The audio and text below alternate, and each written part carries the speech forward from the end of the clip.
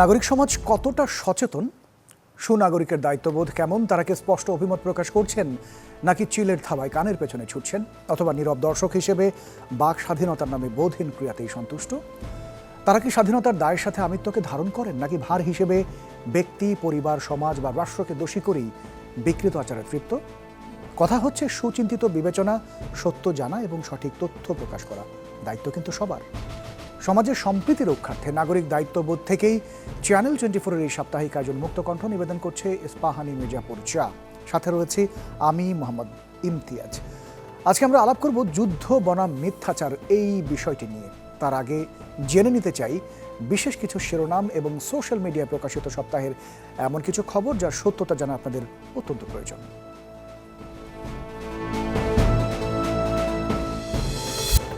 +99 অথবা +92 code number থেকে আসা কল রিসিভ করা মাত্রই আপনার গুরুত্বপূর্ণ সব তথ্য হ্যাকারের কাছে চলে যাবে। তাই প্রথম ডিজিট +99 অথবা +92 থাকলে সেই কল রিসিভ করবেন না, এমন একটি পোস্ট ভাইরাল করা হচ্ছে যা নিতান্তই গুজব। কোনো নম্বর থেকে কল এলে তা রিসিভ করলে কোনো ফোন হ্যাক কিংবা তথ্য বেহাত হবার কোনো শঙ্কা নেই।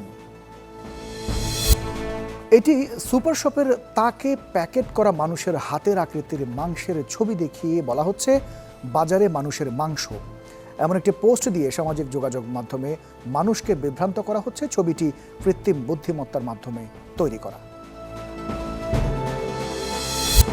সামাজিক যোগাযোগ মাধ্যম ফেসবুক এবং ইনস্টাগ্রামে ভাইরাল হয়েছে কিছু ছবি, যাতে দেখা যাচ্ছে ইসরায়েলে ইরানের হামলার দৃশ্য। জাতীয় বা আন্তর্জাতিক কোনো গণমাধ্যমে এসব ছবির উৎস খুঁজে পাওয়া যায়নি। জানা গেছে ইরানের ড্রোন হামলায় ক্ষতিগ্রস্ত ঘরবাড়ির ছবি কৃত্রিম বুদ্ধিমত্তার সাহায্যে তৈরি করা।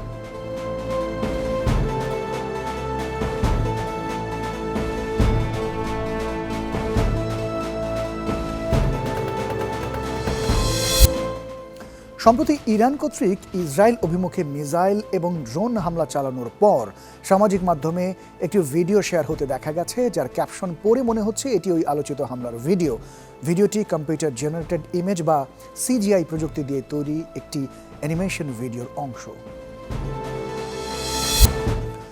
এমন একটি ভিডিও ক্লিপ সামাজিক মাধ্যমে ছড়িয়ে পড়েছে যা দেখে মনে হচ্ছে গত 14 এপ্রিল ইসরায়েলের ছোড়া ইরানের ক্ষেপণাস্ত্র হামলার ভিডিও। অনুসন্ধান করে দেখা গেছে এটি 2020 সালে সিরিয়ার উত্তর পশ্চিমাঞ্চল ইদলিব প্রদেশে আসাদ সরকারের হামলার বিরুদ্ধে তুর্কি বাহিনীর পাল্টা হামলার সময় ধারণ করা হয়েছিল। তুর্কি সংবাদপত্র ডেইলি সাবার বরাত দিয়ে বিষয়টি নিশ্চিত হওয়া গেছে।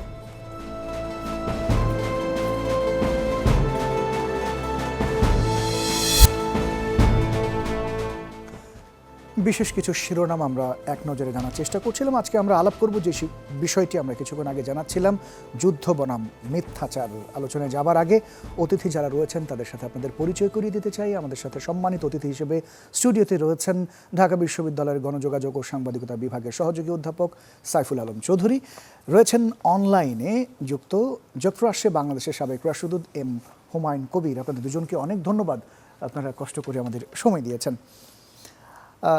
জনাব সাইফুল আলম চৌধুরী, আপনাকে দিয়ে শুরু করতে চাই। আজকে সুবহে সাদিকের সময়, অর্থাৎ ভোরবেলা, আমরা ইরানের ইস্পাহান শহরে যেই হামলার ঘটনাগুলো আমরা জানছি, আক্রমণের ঘটনাগুলো জানছি, এবং ঘণ্টাখানিক পরে এটি প্রকাশ পাচ্ছে যে তেল আবিব অর্থাৎ ইসরায়েল এই হামলাটি চালিয়েছে।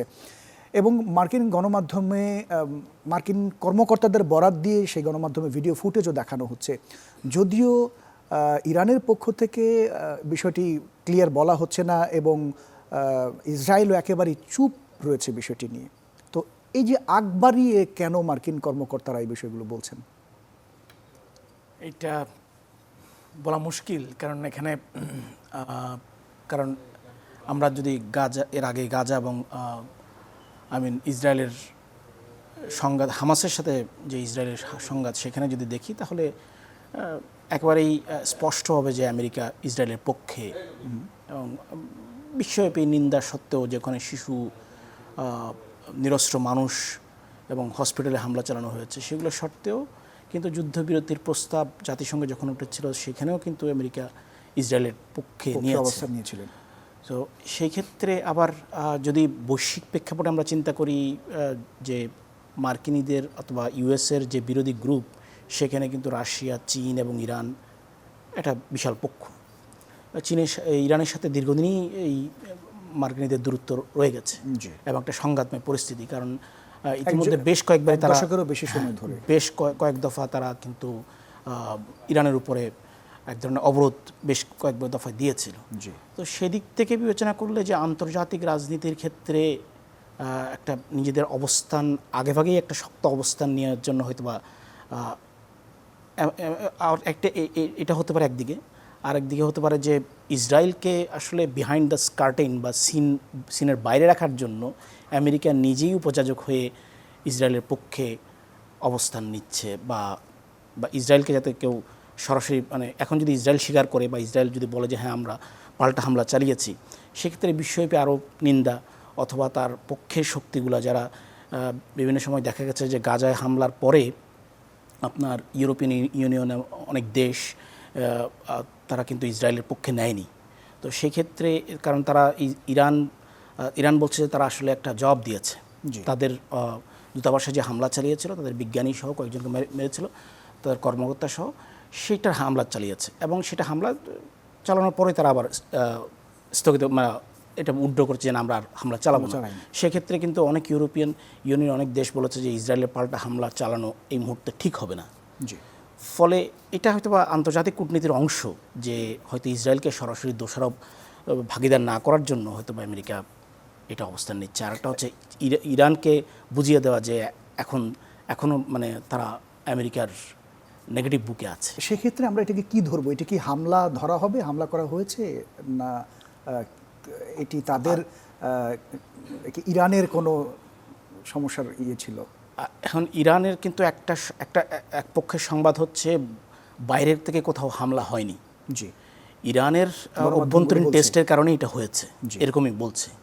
আবার আরেকটা পক্ষ ইরান থেকে বলছে যে না, হামলা হয়েছে। তো এখানে আসলে আমরা তো আন্তর্জাতিক মিডিয়াগুলো থেকে সংবাদ পাই, জি, ফলে আন্তর্জাতিক মিডিয়াগুলোর কিন্তু ইজি অ্যাক্সেস ইরানে নেই। যে আমরা যেই মেইন স্ট্রিম মিডিয়া থেকে পাই, ধরেন সংবাদ সংস্থা যদি বলি এপি, এএফপি অথবা CNN, BBC, তাদের কিন্তু ইরানে মানে সহজতরভাবে তথ্য সংগ্রহ করার সুযোগ নেই। জি। ফলে যেই সংবাদগুলো পাচ্ছি সেগুলো কতটুকু আস্থা রাখতে পারি অথবা কতটুকু বিশ্বাসযোগ্য, সেটাও কিন্তু সময় সাপেক্ষ, কারণ সময়ের তাগিদে কিন্তু আসল সত্যটা বেরিয়ে আসবে। ফলে এই মুহূর্তে বলা কঠিন যে আসলে ইরান ঠিক না ইউএসএ ঠিক হবে। ইউএসএর অনেক তাদের প্রযুক্তিগত নিঃসন্দেহে তারা অনেক উন্নত, ফলে তারা কোথায় হামলা হচ্ছে বা ইভেন আপনি এখন ঘরে বসেই অনেক সময় প্রযুক্তিগত সুবিধা থাকলে ঘরে বসেই জানতে পারবেন কোন জায়গাটা কি হচ্ছে। আপনি গুগল ম্যাপের মাধ্যমে যদি আপনি গুগল স্যাটেলাইট ইমেজ অ্যানালাইসিস করতে পারেন, তাহলে এই মুহূর্তে এখানে কি হচ্ছে, 5 মিনিট পরে এখানে কি অবস্থান ছিল সেটাও বিশ্লেষণ করা সম্ভব। তা আমেরিকা তো আরও বিশাল প্রযুক্তি নিয়ে বহনে বসে আছে, ফলে তাদের পক্ষেও বলা সম্ভব। এবং নিশ্চয়ই তারা একেবারে উড়ো খবর ছড়িয়ে দেবে না, কারণ সে অবস্থান সরকারিভাবে তারা নিতে চাইবে না। কিন্তু সেক্ষেত্রে যদি উড়ো খবর নাই হয়ে থাকে, সেক্ষেত্রে ইরানের পক্ষ থেকেও তো বলা হয়েছে যে যদি তেল আবিব হামলা করে তার কয়েক সেকেন্ডের মধ্যেই বড় ধরনের হামলা করা হবে। তো আমরা কিন্তু সেই বিষয়টি লক্ষ্য করছি না। না, আন্তর্জাতিক সরাসরি যুদ্ধে তো আছেই।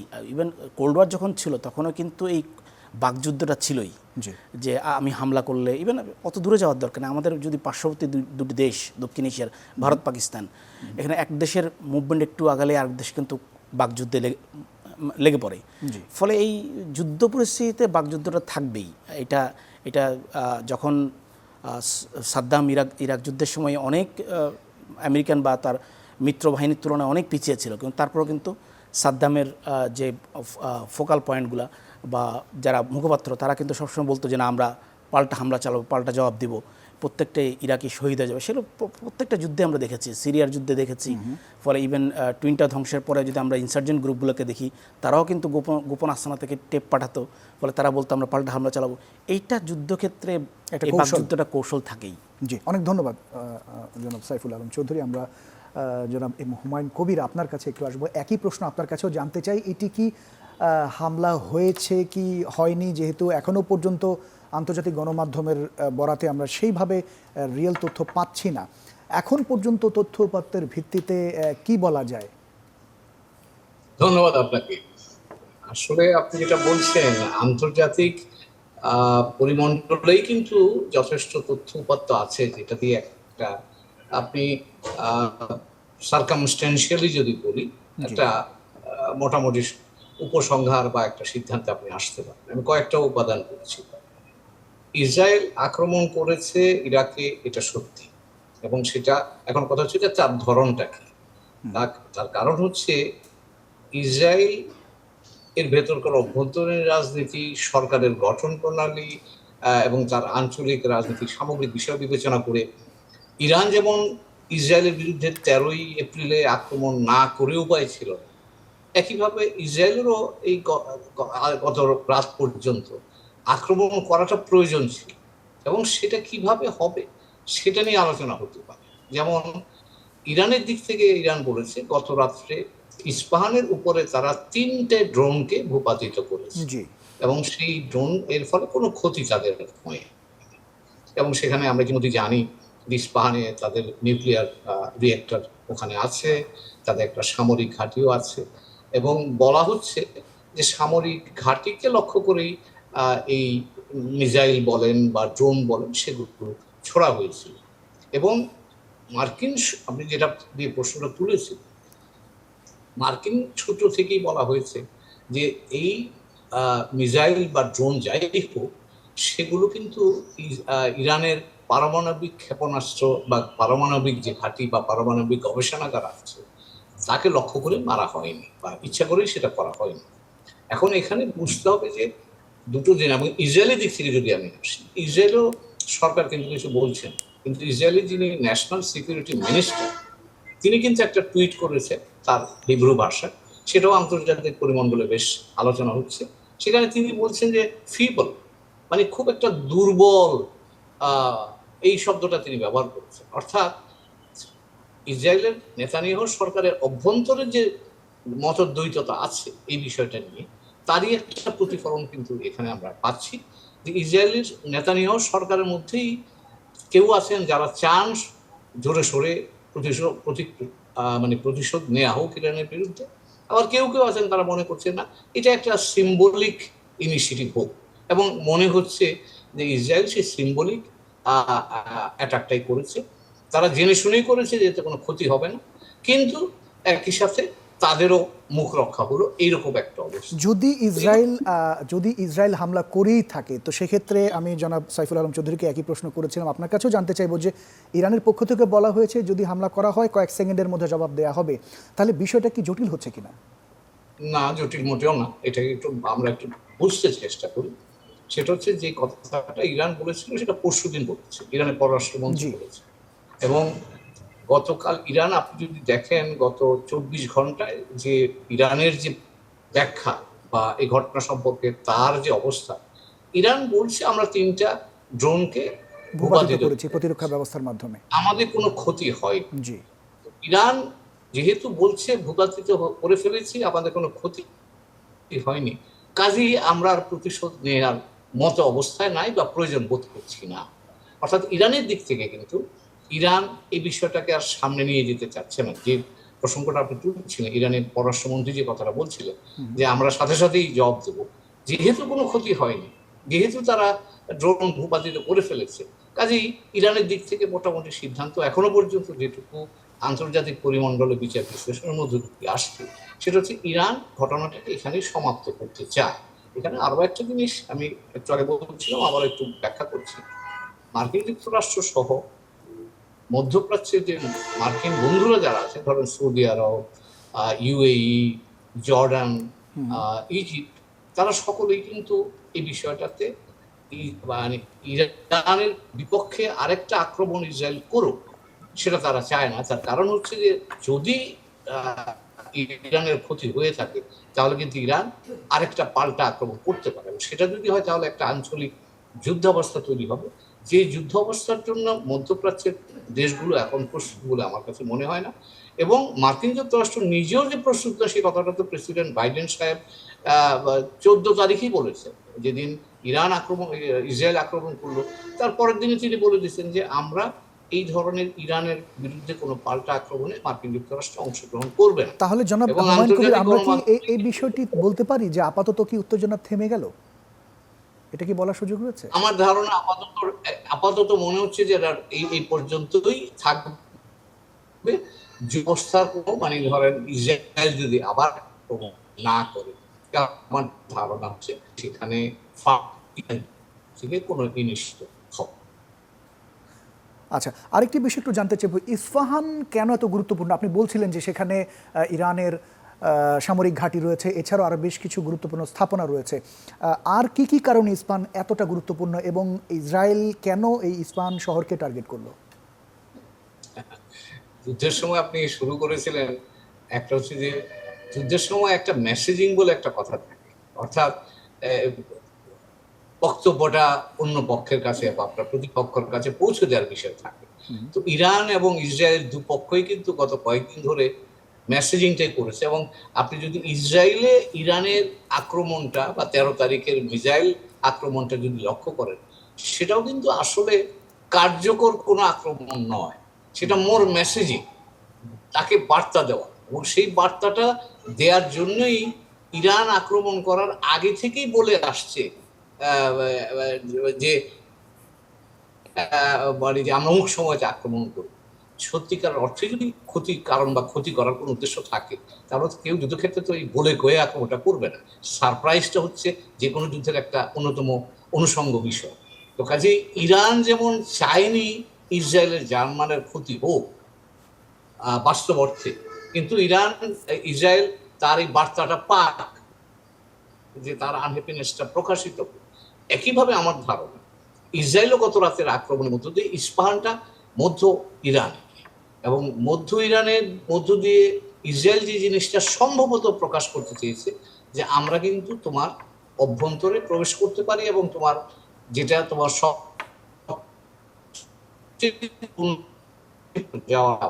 এই মেসেজটা বা এই সিগন্যালটা ইসরায়েল ইরানকে দিল।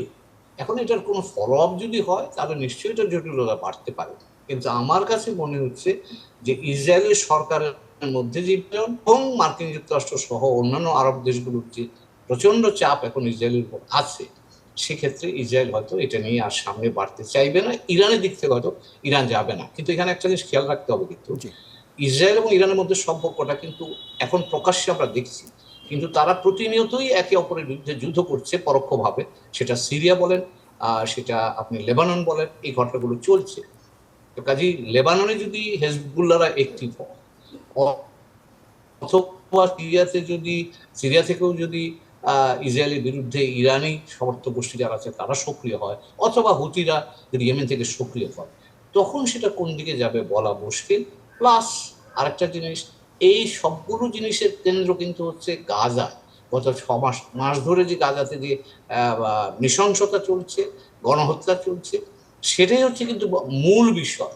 এবং সেখান থেকে দৃষ্টি সরাবার জন্যই কিন্তু 1 এপ্রিল ইসরায়েল ইচ্ছা করেই ইরানি কনসুলেট দামেস্কে ইরানি কনসুলেটে আক্রমণ করেছে, যাতে যুদ্ধটাকে বড় পরিসরে নিয়ে যাওয়া যায়, মার্কিন যুক্তরাষ্ট্রকে এতে সংযুক্ত করা যায় এবং ইরানকে তারা প্রধান শত্রু হিসেবে মনে করে মধ্যপ্রাচ্যে ইরানকে যাতে একটা হেনস্থা করা যায়, সেই উদ্দেশ্য নিয়েই কিন্তু নেতানিয়াহু এই প্রকল্পটা সাজিয়েছিল।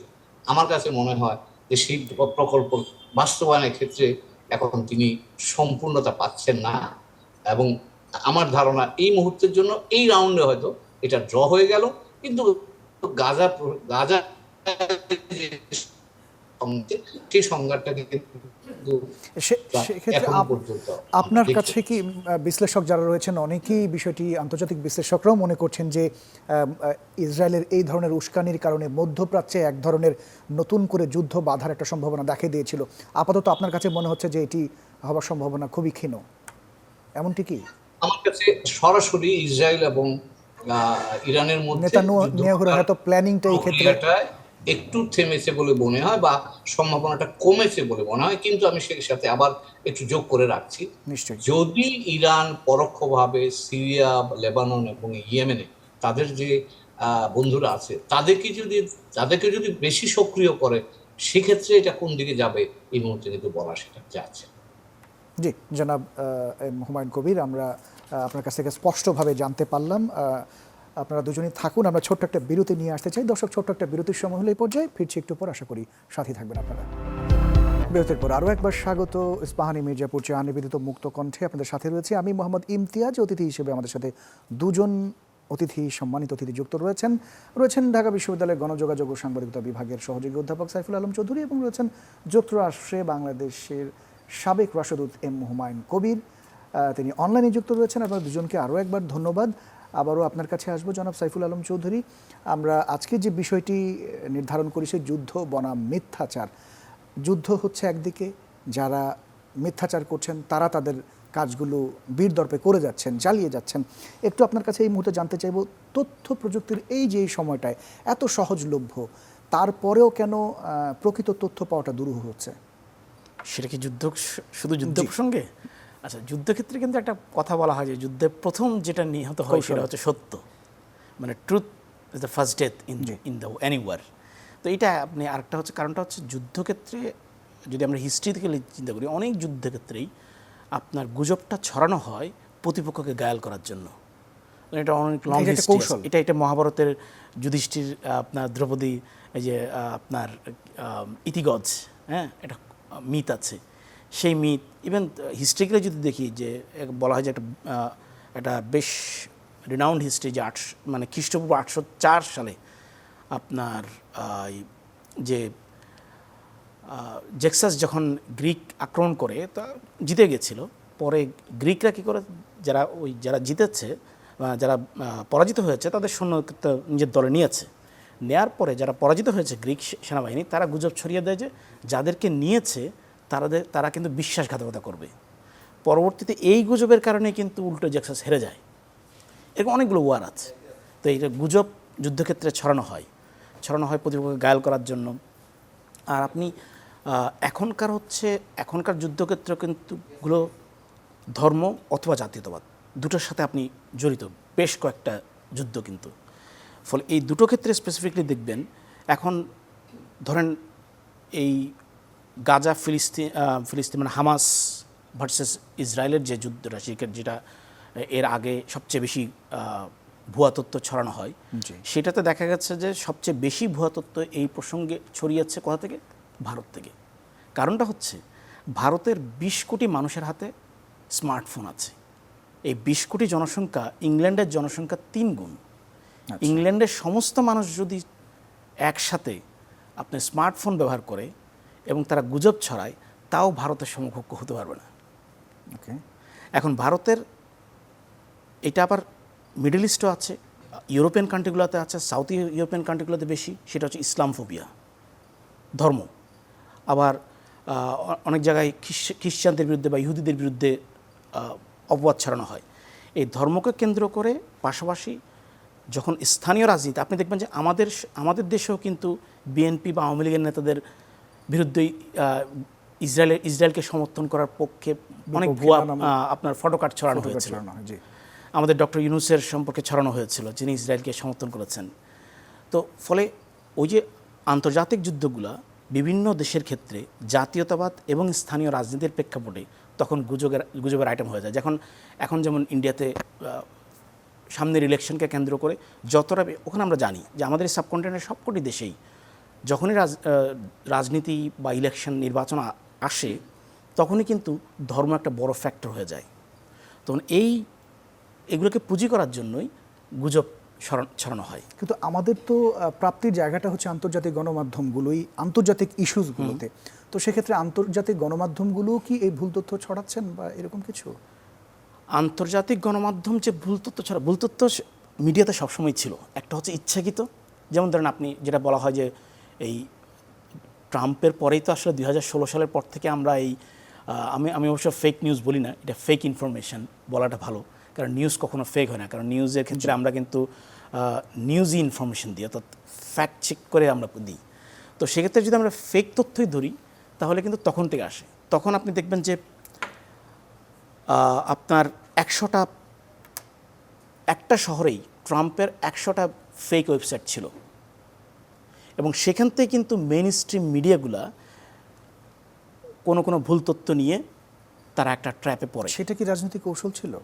সেইটা রাজনীতির একটা হচ্ছে আমরা যারা সাংবাদিকতা করি তারা কিন্তু এটাকে বলি এটা দ্রুততার শিল্প, মানে আমাদেরকে খুব দ্রুত নিউজ দিতে হয়।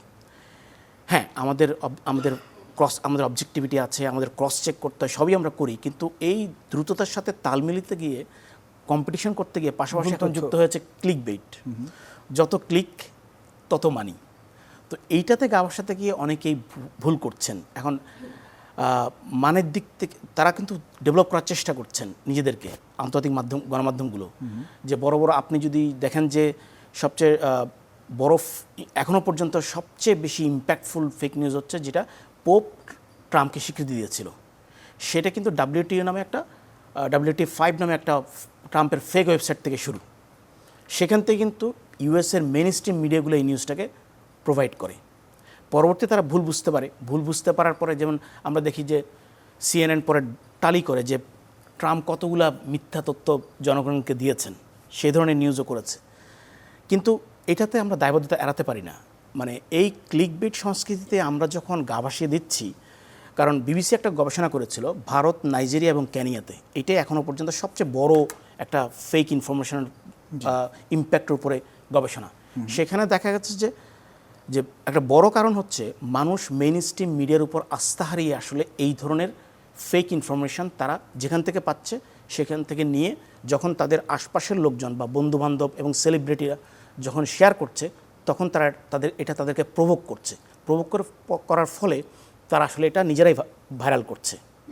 এভাবে কিন্তু ফেক নিউজটা ছড়ায়। ফলে তার মানে একটা বড় কারণ দেখা যাচ্ছে মেইন স্ট্রিম মিডিয়ার উপর মানুষ আস্থা হারিয়েছে।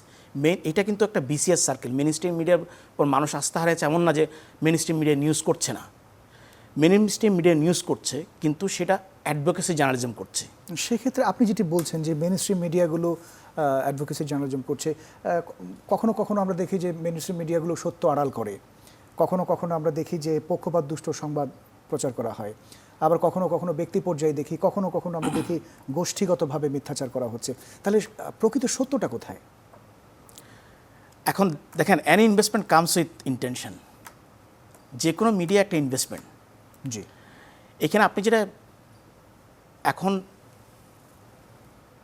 পৃথিবীতে এমন কোনো বেসরকারি গণমাধ্যম নেই যার কোনো ইন্টারেস্ট নেই। কোনো না কোনো প্রেক্ষাপটে সে তার ওই এজেন্ডা প্রোভাইড করবে। তারপরও মানুষ সেই মেইন স্ট্রিম মিডিয়ার উপর আস্থা রাখে যার অবজেক্টিভিটি, যার পলিসি, যার এজেন্ডা সেটিং রোল আপনার অনেক বেশি পরীক্ষিত, মানুষের কাছে অনেক বেশি বিশ্বাসযোগ্য। তো আপনি দেখবেন যে বাংলাদেশে 40টা টিভি চ্যানেল আছে, আপনারা সহ। জি, সবাইকে কি বাংলাদেশের মানুষ সমানভাবে দেখে, সমানভাবে বিশ্বাস করে? নিঃসন্দেহে না। বাংলাদেশের সরকারি হিসাব অর্থাৎ ডিএফপির হিসাব মতো 723টা পত্রিকা আছে। আমরা হয়তো মানুষকে জিজ্ঞেস করলে 23টা পত্রিকার নামও বলতে পারবে না, 723টা তো দূরের কথা। কিন্তু তারা হয়তো বা 10টা পত্রিকায় বিশ্বাস করে। 10টা পত্রিকার মধ্যে আবার প্রথম দেখবেন যে 3টাকে অনেক বেশি বিশ্বাস করে। কেন এগুলো বিশ্বাস করে? সেটা নিশ্চয়ই ওগুলো ওদেরও নিজস্ব কোনো না কোনো প্রেক্ষাপটে তাদের কোনো এজেন্ডা আছে। সেটা ব্যবসায়িক স্বার্থ হোক, সেটা সরকার বা রাজনৈতিক দলের সাথে অ্যাফিলিয়েশন হোক, অথবা অন্য কোনো ইন্টারেস্ট থাকে। কিন্তু এটার বাইরেও গ্রেটার পাবলিক ইন্টারেস্ট বলে একটা কথা আছে। যখন মানুষ দেখে যে সত্যিকার অর্থে এই পত্রিকাটি বা এই টেলিভিশন চ্যানেলটি আমার কথা বলছে, অর্থাৎ আমার কথা মানে জনগণের কথা বলছে, দীর্ঘদিন ধরে বলছে, একটা অভ্যাসে পরিণত করছে, এবং তারা সত্য নিউজ দেয়, তথ্য দেয়, অর্থাৎ নিউজই দেয়, ইনফরমেশন না। তো শুধু ইনফরমেশন না, মানে নিউজ, তখন আসলে মানুষ তাদেরকে আস্থায় নেয়। জি, একেবারে ক্লিয়ার জনাব সাইফুল আলম চৌধুরী। আপনার কাছে আবারও আসবো আমরা। জনাব এম হুমায়ুন কবির, আপনার কাছে আবার এই মুহূর্তে আসতে চাই, আবারও সেই যুদ্ধক্ষেত্রে ফিরতে চাই। আমরা একটু জানতে চাই যে এই যে ইসরায়েল এবং ইরানের নতুন করে এক ধরনের শঙ্কা দেখা দিচ্ছে, তো সেক্ষেত্রে বিশ্ব অর্থনীতিতে কতখানি প্রভাব পড়তে পারে বলে আপনার কাছে মনে হয়? পাশাপাশি বাংলাদেশকে একটু বলবেন, কারণ বাংলাদেশে আমরা যদ্দূর জানি যে মধ্যপ্রাচ্য থেকে মোটা দাগের রেমিটেন্স বাংলাদেশে আসে, এবং আমরা ইতিমধ্যে দেখতে পাচ্ছি তেলের দাম আবার বৃদ্ধি পেয়েছে, স্বর্ণের দাম ইতিহাসের সর্বোচ্চ পর্যায়ে রয়েছে। ধন্যবাদ আপনাকে। আপনার প্রফেসর সাইফুলকে আপনি যে প্রশ্ন করেছিলেন সেখানে একটুখানি নিশ্চয়ই আপনি বলবেন। একটা হলো যে এই ফেক নিউজ বা ফেক ইনফরমেশন সবসময় ছিল। জি, এখন সেটা মাল্টিপ্লাইড হয়েছে, তার কারণ হচ্ছে যে এখন আরো এটা স্মার্টলি হচ্ছে। প্রযুক্তি থাকবার কারণে ছড়ায়। তার যে জায়গাটা সমস্যা হচ্ছে সেটা হচ্ছে যে আগে সামাজিক প্রতিষ্ঠানগুলো, সেটা রাষ্ট্র থেকে শুরু করে আপনি সমাজ পর্যন্ত, ব্যক্তি জীবন পর্যন্ত, একটি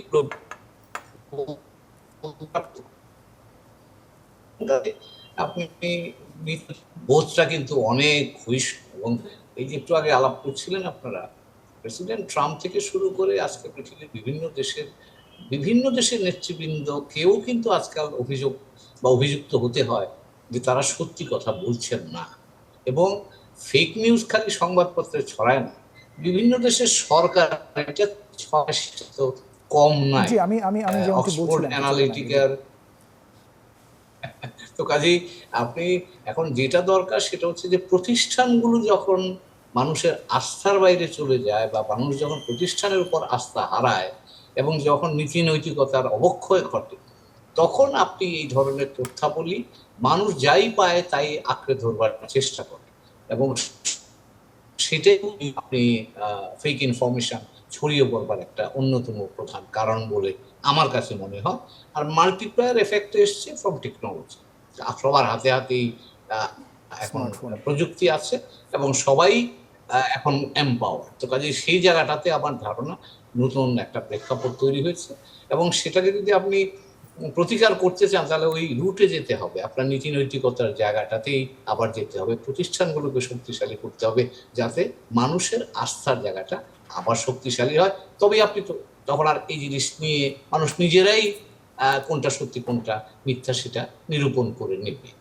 এবং এটাও জানা দরকার আমি মনে করি যে আমাদের জন্য, যে এখন আমরা যে প্রযুক্তির জগতে প্রবেশ করছি এটা কিন্তু একেবারে ভিন্ন জগৎ। আগেকার আমাদের সমাজ ব্যবস্থা, মূল্যবোধ, আমাদের প্র্যাকটিস, তার থেকে কিন্তু কমপ্লিটলি ডিফারেন্ট জায়গায় আমরা যাচ্ছি। কাজে এটা একটা একটা আপনি রূপান্তর বা আপনি বলতে পারেন একটা বড় ধরনের ট্রানজিশন। এই ট্রানজিশনটাও কিন্তু ম্যানেজ করার ব্যাপার আছে। আমরা এখনো এই ট্রানজিশনটা ম্যানেজ করতে পেরেছি এই কথা দাবি আমার কাছে মনে হয় না যে এখন করতে আমরা কেউ করতে পারি। আমাদের কথা তো দূরে থাকলো, এমনকি উন্নত দেশগুলো যারা আছে কিন্তু করতে পারে এখনো। আর সকলেই আমরা স্ট্রাগল করছি, বুঝবার চেষ্টা করছি এবং এটা কিভাবে এটাকে মানুষের কাছে মানে সাহায্যপূর্ণ, গ্রহণীয় এবং ইতিবাচক ভাবে নিয়ে আসা যায় সেই প্রচেষ্টা অব্যাহত আছে। আপনার এই এবার আপনার প্রশ্নের প্রশ্ন পাশে যেটা একটু আমাকে একটু করলেন একটু তার সম্পূরক জবাব একটা প্রশ্ন করতে চাই, সেটি হচ্ছে যে মিথ্যে তথ্যের যে বিভ্রান্তি ছড়ানো হচ্ছে, কখনো কখনো তো মানুষ এর কারণে নানাবিধ অপকর্ম করছেন, তাহলে এই দায় কার? এটা যারা ছড়ান তারাই নিতে হবে। আজকে ইসরায়েলের নিয়ে কথা হচ্ছে না সারা পৃথিবীতে, যে আজকে যারা ইসরায়েলকে এই গণহত্যার জন্য অশ্ব দিচ্ছে তারাও কিন্তু এই মানব কি বলে এই গণহত্যার জন্য পরোক্ষভাবে দায়ী। সেটা নিয়ে তো পৃথিবীর বিভিন্ন জায়গায় মানুষ উচ্চকণ্ঠ হচ্ছে। তো কাজেই আপনি যারা এগুলো ছড়ায় তার ফলে যদি কোনো ধরনের দুর্ঘটনা ঘটে বা সংঘাত ঘটে, আমি তো মনে করি যারা ছড়িয়েছেন তারাও এই সংঘাতের আহ, আহ, আহ, এই দায় তাদের উপরও বর্তায়। এবং এটা তো আপনি লক্ষ্য করেছেন যে ফেসবুক যখন রোহিঙ্গা ইস্যু নিয়ে যখন কথা হয়েছিল বা রোহিঙ্গারা যখন এসেছিল 2017 সালে, তখন কিন্তু এটা আলোচিত হয়েছে যে তারা ফেসবুকে ঘৃণা ছড়িয়ে কিন্তু এই রোহিঙ্গা থেকে তাড়াবার সুযোগটা তৈরি করেছে এবং জাস্টিফিকেশন খুঁজবার চেষ্টা করেছে। কাজে তখন আমরা বলেছিলাম যে ফেসবুকের বিরুদ্ধে আমরা ব্যবস্থা নিই না কেন, এবং সেটা নিয়েও কিন্তু আলাপ আলোচনায় আছে আজকাল। তো কাজে যদি কেউ বা কোনো কোম্পানি বা কোনো ফার্ম বা কোনো সরকার এই ধরনের প্রক্রিয়ার সাথে যুক্ত থাকে, তাহলে আমি ভবিষ্যতে এই সম্ভাবনাকে একেবারে উড়িয়ে দিব না যে তাদেরকেও সেই দায়টা নিতে হবে। জি, জি, এবার যদি একটু প্রশ্নে যদি আমরা আসি, আমি আপনার প্রশ্ন যদি যাই, আমি জবাব দেওয়ার চেষ্টা করি। সেটা হচ্ছে যে মধ্যপ্রাচ্যে মানে আপনি যদি বলেন অনেক রকমের উপাদানের সাথে সম্পৃক্ত হয়ে আছে। একটা হচ্ছে যে মধ্যপ্রাচ্যে আপনি একটু আগে সাইফুল সাহেব বলছিলেন, প্রফেসর সাহেব, যে ধর্ম একটা উপাদান হিসাবে আছে। এবং সেখানে আমরা জানি যে জেরুজালেম বা ওই অঞ্চলকে কেন্দ্র করে তিনটা প্রধান ধর্ম, ইসলাম বলেন, খ্রিস্টিয়ানিটি বলেন, জুডাইজম বলেন, এই তিনটা ধর্মের উত্থান কিন্তু ওখান থেকে। এবং এই এখন যে সংজ্ঞাটা দেখতে পাচ্ছি তার মধ্যে অন্যতম একটা উপাদান কিন্তু এইগুলো আছে।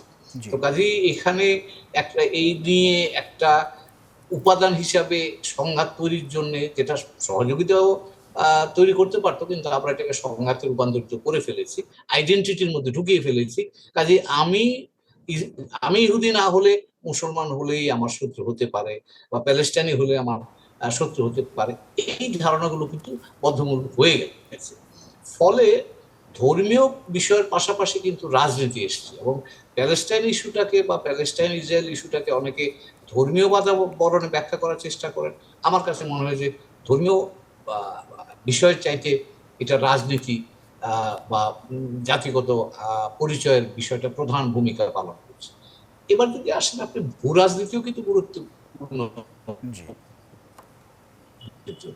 কারণ ওখানে সকল দেশেরই কম বেশ স্বার্থ আছে, যেহেতু তেল আছে মধ্যপ্রাচ্যে, যেহেতু এখান দিয়ে যাতায়াতের দুটো প্রধান যাতায়াতের জায়গা, একটা যদি বলেন হরমুজ প্রণালী আর একটা যদি বলেন সুয়েজ, এর মধ্য দিয়ে কিন্তু যাতায়াতগুলো হয় পূব এবং পশ্চিমের মধ্যে।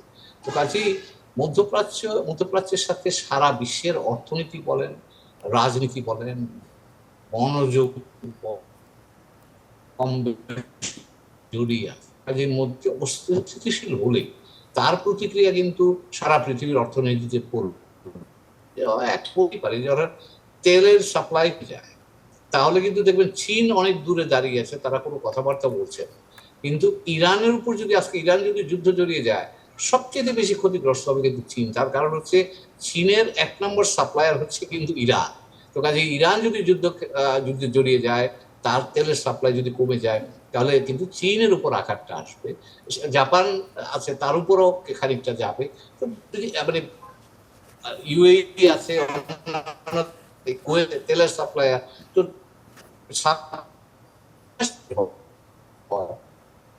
কিন্তু একটা ধরনের প্রতিক্রিয়া করবে। এছাড়াও তো রাজনীতির কথা তো আমরা জানি, নির্বাচন হচ্ছে মার্কিন যুক্তরাষ্ট্রে, এবং এটা গুরুত্বপূর্ণ নির্বাচন, আমরা সকলেই জানি। মার্কিন যুক্তরাষ্ট্র নির্বাচন এমনিতে গুরুত্বপূর্ণ, তার একটা বাইরেও প্রতিক্রিয়া থাকে।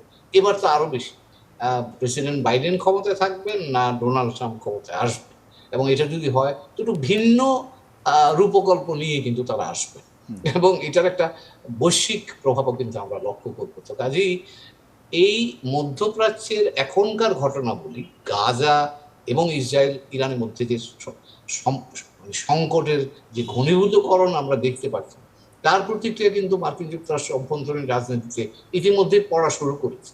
প্রেসিডেন্ট বাইডেনের জন্য তিনি এখন মুসলিম জনগোষ্ঠী, তরুণ প্রজন্ম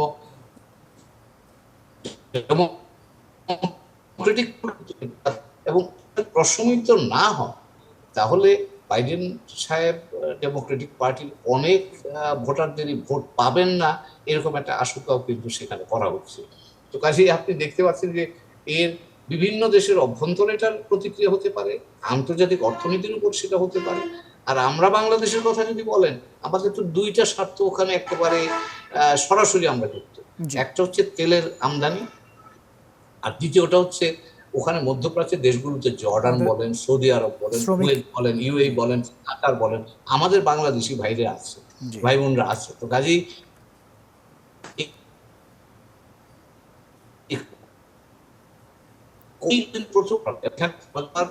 দুই নম্বর রেমিটেন্স কিন্তু আমরা সৌদি আরব থেকে পাই, কখনো মার্কিন যুক্তরাষ্ট্র, কখনো সৌদি আরব এর মধ্যে রোটেট করছে। তো কাজেই বড় আমাদের রেমিটেন্সের যে সোর্স, সৌদি আরব, ইউএই, কাতার, এই দেশগুলোর সাথে যদি আমাদের এই ধরনের সংঘাতেরা জড়িয়ে যায়, সবচেয়ে ক্ষতিগ্রস্ত হবো কিন্তু আমাদের মতো দেশগুলো, যারা একদিকে আমরা তেলের দাম বেড়ে যদি যায় বা সাপ্লাই ডিসরাপ্টেড হয়, তার জন্য বেশি পয়সায় কিনতে হবে, যেখানে এমনি ডলার সংকটে আমরা আছি, তার মধ্যে বাড়তি পয়সা দিতে হবে। আর ডলার সংস্থানের জন্য যে রেমিটেন্সটা আমরা মুখ পথে বসে থাকি, সেই রেমিটেন্সটা যদি না আসে কোনো কারণে, তাহলে তো আমরা আরেক রাউন্ড অফ মানে ডিফিকাল্টির মধ্যে পড়বার একটা আশঙ্কা থাকছে। কাজে মধ্যপ্রাচ্যের যে কোনো অস্থিরতা বাংলাদেশের মতো দেশগুলোর জন্য অর্থনীতির উপর একটা বড় ধরনের চাপ তৈরি হবে। সেই ক্ষেত্রে জনাব হুমায়ুন কবির, আপনার কাছে জানতে চাইবো, আমাদের কোন কোন জায়গাটায় এখনই পদক্ষেপ নেওয়া দরকার, কোন কোন জায়গাটায় সতর্ক থাকা দরকার? সতর্ক আমরা আমাদের সতর্কতা তো আমরা অভ্যন্তরীণভাবে নিতেই পারি, কিন্তু এই জায়গাগুলো এরকম যেখানে আপনি খুব বেশি সতর্ক হওয়ার মতো সুযোগ আপনার হাতে নাই। যেমন ধরেন আপনি তেলের আমদানি করি আমরা, বা এখন গ্যাস আমদানি করি কুয়েত কাতার থেকে। এখন এরা যদি যুদ্ধে জড়িয়ে যায়, আমি বলছি যে না হোক সেই ধরনের কথা, জি তাহলে তো আমরা এমনিতেই চাই বা না চাই আমরা এফেক্টেড হয়ে যাই, এবং এটাকে নিয়ন্ত্রণ বা এটাকে প্রভাবিত করার ক্ষমতা তো আমাদের হাতে নাই, এটা আমাদের বাইরে। অভ্যন্তরীণ আমরা সেটা হচ্ছে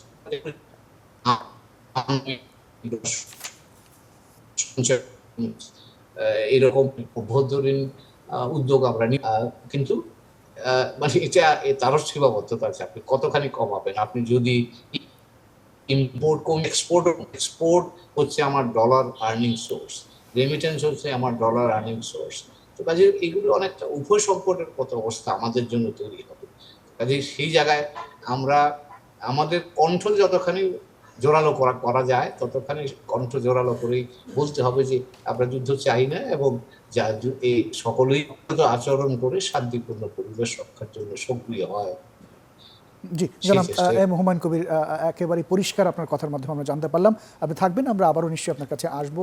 জনাব সাইফুল আলম চৌধুরী, আপনার কাছেও একই প্রশ্ন রাখতে চাই। আমাদের যদি একটু পেছনের দিকে তাকাই, করোনা আসলো, করোনার সময় আমাদের অর্থ ব্যবস্থা এবং দ্রব্যমূল্যের ঊর্ধ্বগতিটা বেশ বেড়ে গিয়েছিল। এরপরে আবার ইউক্রেন রাশিয়ার যুদ্ধ, এরপরে আবার নতুন করে এই ইরান ইসরায়েলের এক ধরনের ভয়াবহ একটা সিচুয়েশন দিকে আমরা দেখছি। তো সেক্ষেত্রে আগামী দিনগুলোতে আমাদের জন্য কি অপেক্ষা করছে আপনার কাছে কি মনে হয়? এবং সতর্কতার জায়গাটা যেটি জনাব হুমায়ুন কবির বলছিলেন যে সেইভাবে সতর্ক থেকেও খুব বেশি কাজের কাজ কিছু হবে না। হ্যাঁ, স্যারের সাথে আমিও একমত। কারণটা হচ্ছে এখানে তো আসলে আমাদের হাতে কিছু করার নাই, যে যুদ্ধটা তো আমরা করছি না। জি যেরকম ইউক্রেন রাশিয়ার যুদ্ধের পরে আমরা ভয়াবহ পরিস্থিতি, করোনার পরপরই তো ওটা হলো, জি আপনি যেটা বললেন। তো সেই প্রেক্ষাপটে আমরা কি দেখলাম? আমরা দেখলাম যে আমাদের জীবনযাত্রার ব্যয় বেড়ে গেছে, জিনিসপত্রের দাম একেবারে আকাশ ছোঁয়া, মানুষের ক্রয় ক্ষমতার আসলে অনেক মানুষের পক্ষে এখন আসলে এফোর্ড করা পসিবল হচ্ছে তারা করছে আসলে ন্যাসেডিনোস লক তারা করছে, হয়তোবা আগে অনেক আছে 2 বেলা খেতে 3 বেলা খেতে, এখন 2 বেলা খায়, সেরকমই আছে। তো এটা এই ইম্প্যাক্টটা শুধু আমাদের না, সারা বিশ্বের উপরে পড়েছে। এখন সেই ক্ষেত্রে আমাদের হাতে তো এমন না যে আমাদের ঠিক আছে আমাদের এইটা বিকল্প, এখন মিডল ইস্ট না হলে বিকল্প আমরা তো রাতারাতি আমাদের স্যার যেটা বললেন যে রেমিটেন্স একটা বড় আমাদের আসলে অর্থের জায়গা, সবচেয়ে বড়। তো সেইখানে আমাদের এমন বিকল্প না যে ঠিক আছে এই লোকগুলোকে আমরা যুক্তরাজ্যে বা যুক্তরাষ্ট্রে বা অন্য কোথাও বা আফ্রিকা কোথাও পাঠিয়ে দেবো, সেটা তো আর সম্ভব না। হ্যাঁ, তো ফলে এখন আমাদের আসলে ওই পরিস্থিতির উপরে, এবং যেটা বললেন স্যার যেটা বললেন যে আমরা বিশ্বের অন্য অন্য দেশের মতোই আমরা চাইবো যে এই যুদ্ধটা না হোক, বা এই যুদ্ধটা অন্য কোনো খারাপ পরিস্থিতি দিয়ে টার্ন না করুক।